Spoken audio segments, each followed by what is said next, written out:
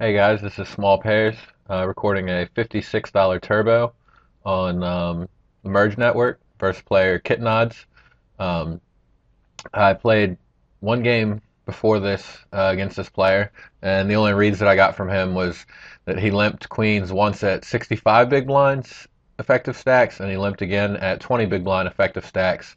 Um, and then there was one hand where he two-barreled but checked back the river with ace 9 on ace queen 10 3 4.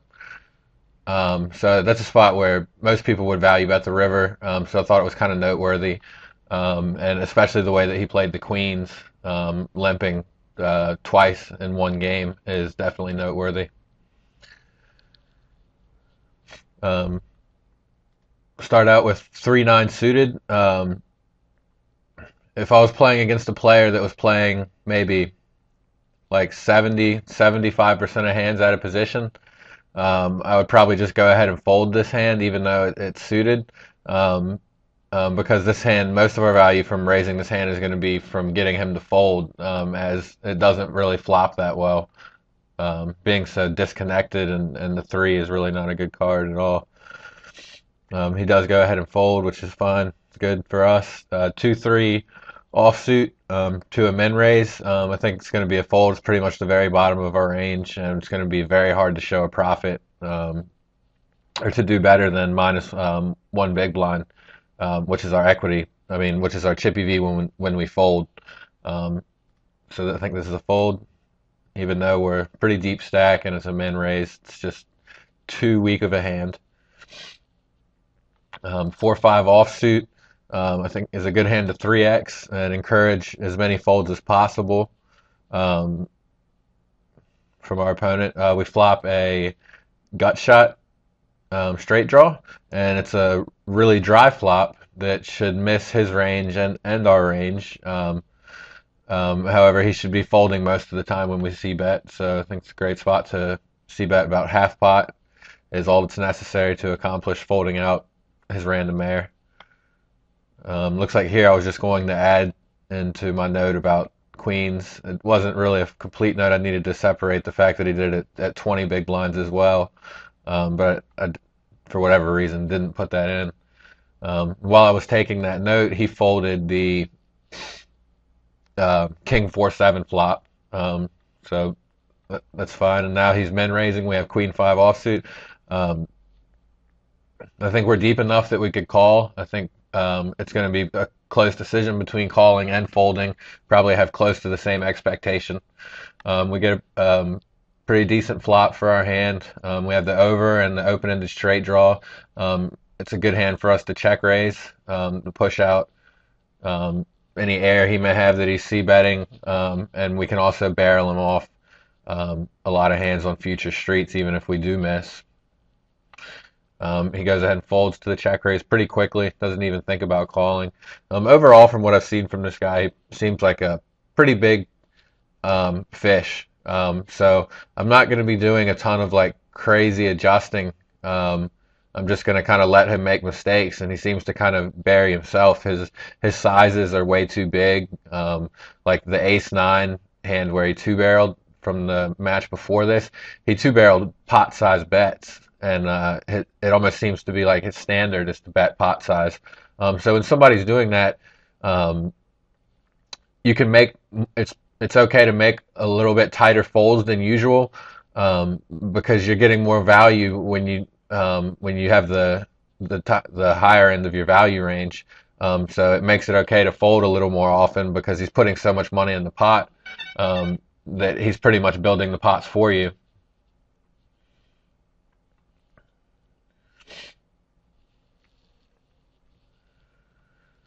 3-7 suited. If he had raised, I was going to fold. It's just too weak of a hand to continue. Jack 2, I could go for a raise or a fold. I think it's going to be close. I think so far he's playing few enough hands out of position that it would have been a profitable raise, and I would have liked to see myself raise there. 8-9 offsuit. We call a min raise out of position, and we flop a gut shot straight draw and 2 overs to the second pair. It's It's a pretty flat, dry flop. Should miss him. He seems to be c-betting most flops.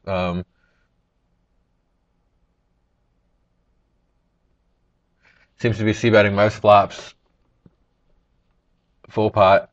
Um, so I'm going to go ahead and call. I have decent equity. And the other important thing with this hand, and this feeds into playing your entire range and not just your whole cards, is when I check call here, I have a lot of hands other than 8-9 in my range. I have flush draws, a lot of 7x, and some weaker jack X. So if I do happen to miss, and like the turn checks through, or even if he two barrels and the river comes like a heart, but I miss my straight draw, I can donk lead out on the river as a bluff and rep the flush draw like really well and get him to fold some stuff out. So there's a lot of options for our hand. On the turn, we hit the open to the straight draw. I think the best thing to do here is check, and I'll be calling um, pretty much any size bet it unless he overbets. Maybe I could find a fold. Um, he bets half pot, which is a little bit noteworthy because he's been mostly betting full pot. Um, so I kind of expect this to be on the weaker range, like a lot of draws and then maybe some weaker pairs. I think most of his jack X would be betting bigger. Um, but all those things in mind, if he did have 6x or 7x, we still have really good equity versus those hands. And being that he's half potting like this, that gives me the opportunity, like if the river paired a jack, I could possibly bluff because I just don't think he has very much jack X in his range because from what I've seen so far, he would definitely be betting full pot with it. Um, so I'm still pretty happy with our hand. Um, so we go ahead and call. And the river is a 4 of clubs, which is a complete brick, except that 5-8 and 3-5 got there. Neither one of those hands should really be in my range. They could both be in his range, but it's not very likely. Um, and unfortunately, since they're not likely to be in my range, I don't have a very good. I can't rep anything if I try and bluff here. So we completely missed, and the board didn't run out in a way that we could pull off our bluff. So we're just gonna have to go ahead and give up at this point. But if the river had been like a king of hearts, I would lead like 420 right here and get a lot of folds, I think. But being that it is, we can't rep anything. I think we just have to give up. And he ends up having king 6, which is not that surprising. Ace 8 suited, we're going to go ahead and 3x it. Don't mind building the pot with my ace high flush draw. He folds. Ace 8 off. I like to flatten his hand. Pretty rare that I'll 3-bet it at this stack size. We get a dry flop, and he checks back. Given from what I've seen so far, he's really not a very good player, and he just kind of plays his whole cards and compared to the board. So where with a thinking player, I would expect a check back here to be a little bit like he's setting a trap or had some showdown value or something like that. Because this board is so dry that thinking players c-bet it with all their air. I think this guy, he plays his hand compared to the board so much that when he checks here, I think it's a lot of air. So even if I didn't hit, I would probably still be leading the turn and the river, most turns and most rivers, as a bluff. But given that we hit a pair, it's still going to be best to go ahead and lead. I think there's a lot of single pair hard hands that we don't want to be giving free equity to. And there's a lot of value if he had a hand like 7-8 or 8-9, any 8x is going to call a bet. He does go ahead and fold. 5-8 suited is a great hand to 3x. Go ahead and force out some of the weaker hands in his range. Maximize our fold equity. We flop a gut shot straight draw and backdoor flush draw. It's a great spot to c-bet. I do expect this board to hit his range a decent amount, but he plays pretty straightforward. So if he were to check raise me here, I think I would feel pretty comfortable folding. just because I don't think he's bluffing or doing it with a weak hand often enough for me to peel with just my gut shot and backdoor flush draw. But he does go ahead and fold. Ace Jack, we're going to go ahead and three bet. I'm going to go a little bit smaller size than usual. Like if I had Ace King, I would probably go to, or Ace Queen, I would probably go to 140 with both of those hands. But Ace Jack, I think going smaller, there's a little bit of benefit to it because there's a lot of Jack X hands that I think are sometimes on the fence between folding and calling, like Jack 7, Jack 8. Usually Jack 9 and Jack 10 are always calling, but our hand plays well enough that we want to encourage calls from as wide a range as possible, I think. He does go ahead and call. We get a really dry flop. I think best thing to do is c-bet. There's no need to c-bet anything bigger than 100 here. It accomplishes everything that a c-bet of 150 would. So because we're going to be getting so many folds in this spot because of the way it misses both of our ranges, I think it's best to be going small with our entire range. That way we're getting better prices for our bluffs. And he does go ahead and fold. King, queen off. Hand I go back and forth between 2.5xing and 3xing. I think 3xing is best a lot because there's just a lot of worse hands that are never folding. A lot of worse queen x and king x that he's just never folding from the big blind. So I want to play as built a pot as possible versus those type of hands. We hit top pair, and he donks out 120, which is now, even though this guy is the type of guy that likes to play his hand compared to the board and that only, um, this is his first donk bet that I've seen, and because I've been c-betting such a high percentage against him, you can see in the 12 hands that we've played, I've c-bet 100%, and in the game that we played before this, I c-bet a lot, and he folded to a lot of them. You can see the stat right here. He's folded to 60% of my c-bets. So if he's folded to that many of my c-bets, and he knows that I'm c-betting almost 100% of flops, um, him donking, I just view that as frustration with my c-bet and him just trying to steal the pot. I don't think that he would do it very often with a real hand. I think he's just getting frustrated and he's trying to take a different line to take the pot down. Because if he actually did have a strong hand here, I think he would check raise or check call.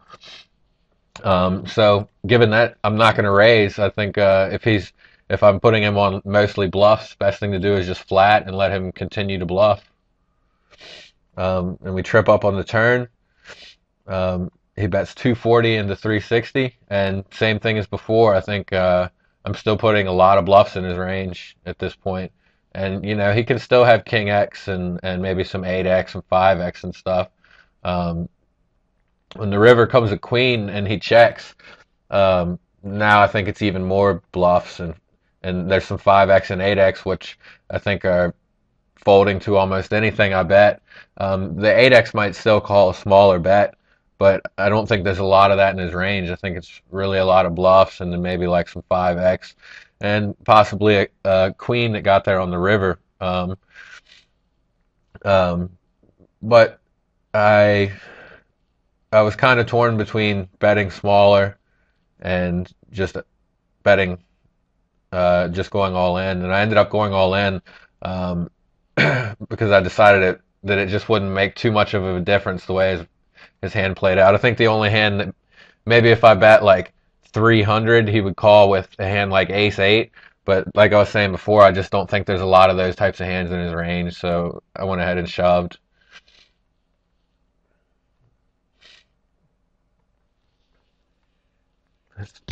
Fine hand to just open fold. Need a lot of fold equity for that to be a profitable open. Um, this is a good hand. The 4-7 off's a decent hand to 3-bet bluff. If you have somebody that's opening wide enough and folding to 3-bets, which so far it looked like I just checked. So far he hasn't folded to any 3-bets. So I'm not going to be 3-bet bluffing him until I see that he has the ability to click the fold button when I do 3-bet. Jack six suited, pretty easy fold to a three bet. I think continuing there would be a mistake. We just our hand doesn't play well enough for us to turn a profit post flop, even though we're in position. Um, Once we get down around 30 big blinds, I start min raising my entire range from the button instead of changing my sizes up, just because there's not too much need for it, and a min raise builds the pot enough that you can pretty easily get stacks in by the river. So once you get to 30 big blinds, or once I get to 30 big blinds, I just go to min raising my entire range. 7-8 off. Um, Hits his perceived range kind of hard, but I think it's still a flop that I should be c-betting. Um, Pretty much have no equity, so we're just hoping to fold out his random air and take the pot down on the flop, hopefully. There could be some good situations for barreling if he flats. Some good cards could fall off. Um, Jack 9, 5-8 offsuit. I know I just said that I go as my standard min raise under 30 big blinds, and I just did a 2/3 pot raise to 70, and I'll do that occasionally, depending on what I'm trying to accomplish. In this particular situation, the reason I did it was I just wanted to throw an extra 10 chips on and see if I could encourage a little more folds out of him. I think he's the type of player that is going to view a bigger size as stronger, so I think that's an okay play versus him.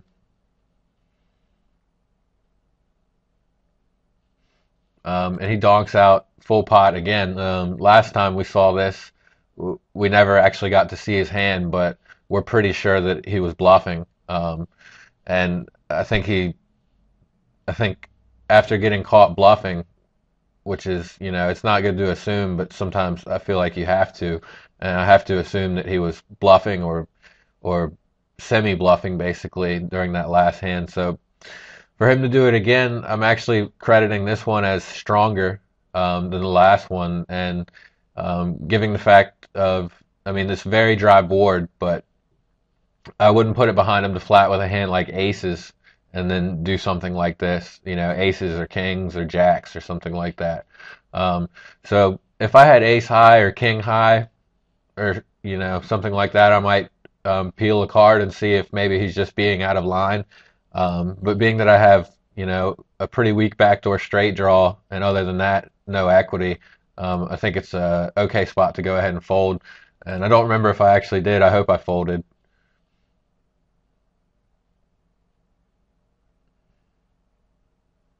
And it looks like I raised, um, which I don't mind. The board is certainly dry enough for it. It's just I don't expect people to be bluff leading twice in a row like that. But it just well, let's go. Let's see what he does. I think he folded. Now that I think about it, yeah. So it just goes to show you never really can be too sure of what your opponent's ranges are, because sometimes people just do things really randomly without having a lot of thought behind it, and especially the weaker players. Like I think I fell victim to um, over analyzing and giving him credit for thinking on a higher level than he was. Um, but in game, for whatever reason, I picked out the fact that it could possibly be a bluff again, and I did make the rebluff, and it worked out. But I also think folding would have been fine too. Um, so that was kind of interesting. 5-8 off. Not really sure about his raising frequencies at this stack size yet. I think it's an okay fold until I can figure out how often he's raising his big blind and limping and stuff like that. Queen six suited is a good hand to min raise. I'm going to be basically min raising everything at these stack size. Now he limps. Of course, we know that he's capable of limping to trap with big pairs and things like that. So I'm not going to really contest this flop or this pot in general unless I hit. 4-6 off. I could go between raising and folding. I prefer to raise. I'd rather raise that hand than a hand like Jack Deuce off. 2-6, pretty weak hand. Gonna go ahead and fold.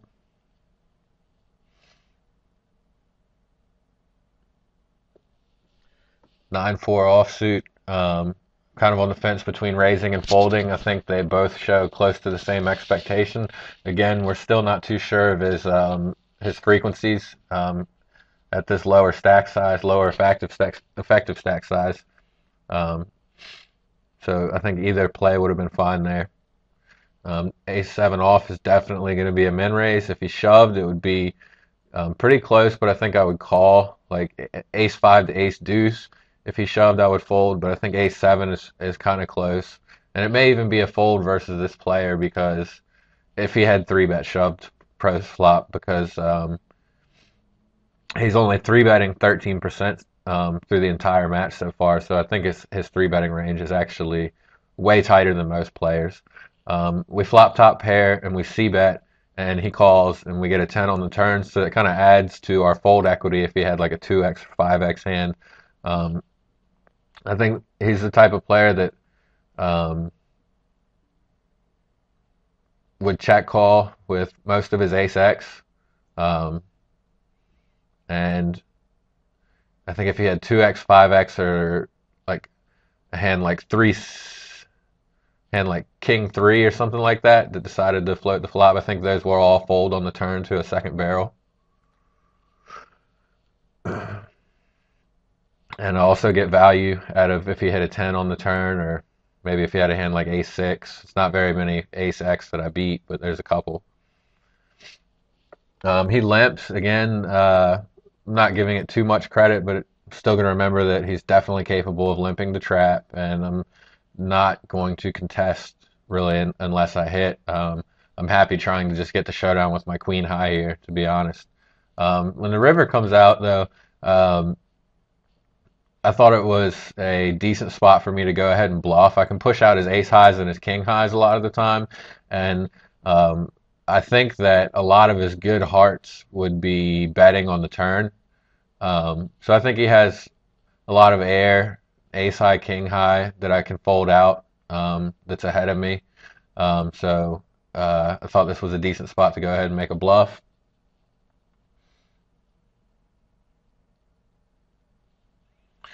And he ends up having 7-9. So it's not that surprising. You know, we can expect to see that decent amount of the time there, but I still like my bluff. King Deuce definitely going to be raising 20 big blind, 21 big blinds effective stacks, and I would be folding if he 3-bet shoved or 3-bet. We flop top pair again. C-bet half pot. Anything less than 20 big blinds, I usually start c-betting like 25% of the pot or 30% of the pot. And that's just because their range pretty much responds the same way to a half pot c-bet as a quarter pot c-bet. And we still have the ability to get stacks in on the turn and river.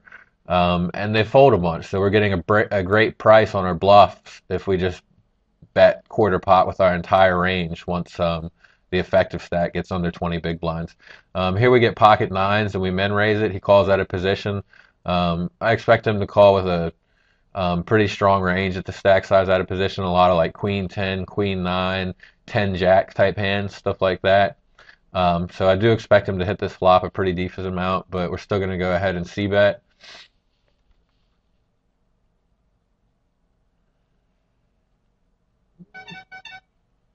And there's our quarter pot c-bet like I was just explaining before, and he min raises it.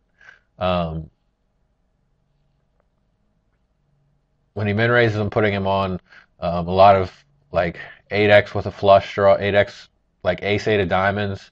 It's a hand that he could have, although I don't know if he would 3-bet shove that pre-flop, but it could definitely be like 10-8 of diamonds, any 8 with a flush draw, a lot of jack X, a hand like 9-10. He could be doing this with a hand like queen 10 or queen 9 as well. especially if they had diamonds. So I'm putting him on a pretty strong range here. Um, and even and but he just men raised, so I'm definitely not folding.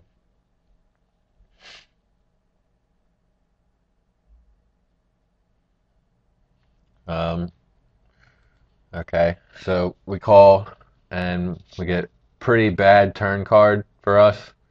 And he overbet shoves like 130% of the pot. Um, so um, the flush draw got there, which was a pretty big part of his range. 9-10 got there, which was a pretty big part of his range. And his Jack X is still ahead of us, and I think he's going to play his Jack X like this a lot of the time. So um, even though versus some people this might be close, I think versus this guy, it's a pretty easy fold.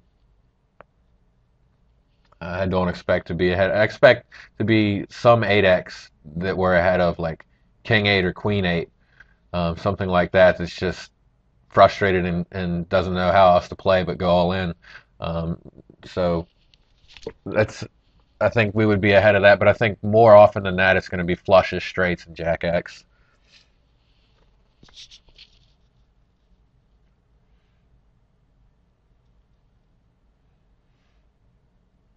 3-5 suited. I could go with folding or raising. I think versus this guy though, it's going to be best for me to be raising these types of hands because he's just not three betting enough. Um, that um, I don't really have to worry about raise folding because he only seems to be three betting 10%, which is only premium hands. So it makes it pretty easy for me to raise with a wide range and not have to worry about getting three bet. Um, this flop hits his out of position calling range pretty hard. A lot of times I would check back, have it ace high, and just kind of try and go for showdown. Um, but with this guy, because he seems to play so straightforward, I don't have to worry about getting check raised, bluffed, or anything like that. I don't think. Um, and I think a lot of his draws are just going to check call down, which I'm ahead of. And I also have decent equity. I have an over to the board, a gut shot straight draw, and you know, if I hit a nine, I could still have the best hand versus some of his range. So I think c betting here is fine, and I think checking back for some people could be good too. Um, so he calls the c-bet and then men-dogs the turn. When he men-dogs the turn, I immediately put him on a very weak range. A lot of 8x hands. I think vast majority of it is going to be like 8x and then some 10x hands. Also a hand like 7-9 with the open-ended straight draw. Um, Maybe even a hand like Jack 7. Um, Um, so a pretty weak range overall.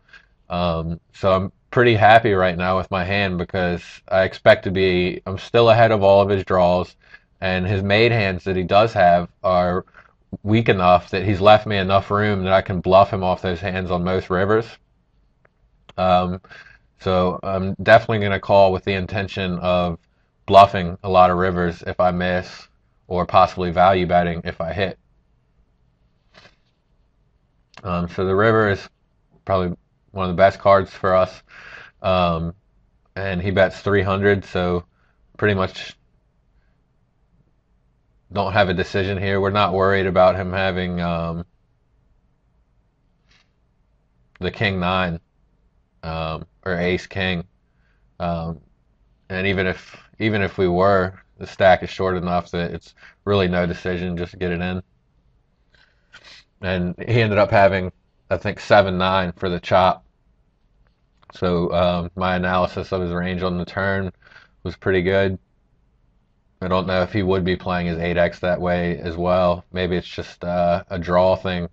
Maybe he's like really only polarized to draws only in that spot. Um, like I was saying, it's hard to tell with these guys that are very low skill level because a lot of what they do is just randomness. So you get into this in-depth analysis of their range and how they play their different ranges and everything like that. But sometimes I feel like it's a waste of thought versus a weaker player because they just do things for random reasons. They might get angry and decide to bet in a spot that they would always check, and you just never know. But that doesn't mean that we shouldn't be analyzing. It just means that we shouldn't make too many assumptions, and we shouldn't give them credit for thinking on the level that we think on. It's still good for us to think on that level, but we don't want to think we don't want to give our credit for we don't want to give our opponent credit for thinking on the same level. We need to realize that he's comparing his two hole cards to the board and basically the size of our bets and the line we take, and that's about it.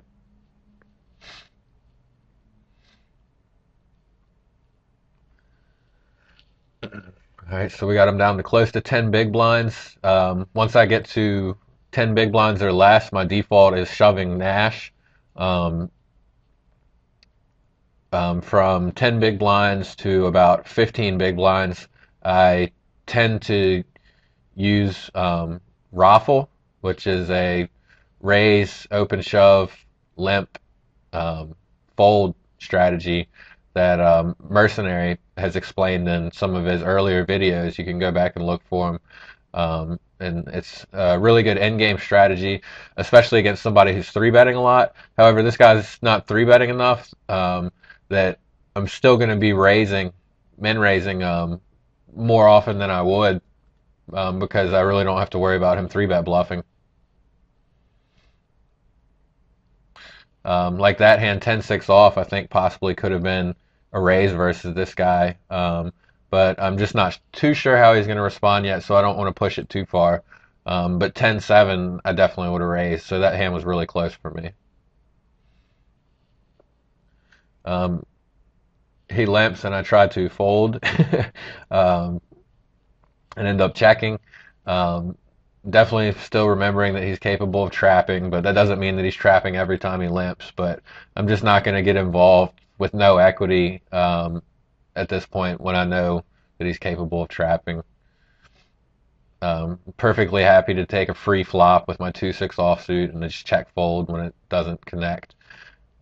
Ace Jack, we could either min raise or we can open shove. Um, I forget what I did here. Let's see. I think I min raised, which I think is okay. I kind of like open shoving better because I think this is the type of player that might actually flat at a position with a hand like ace eight, but would call an open shove with it. So I think our hand plays better by open shoving than min raising because we're just not inducing enough hands. Like he's he's. I just feel like he's not. Three bet shoving with like ace deuce, ace seven type hands, because he seems to be so passive, and he clicks it back. So really have no decision at this point. Just go all in. Um, he ends up having pocket fours.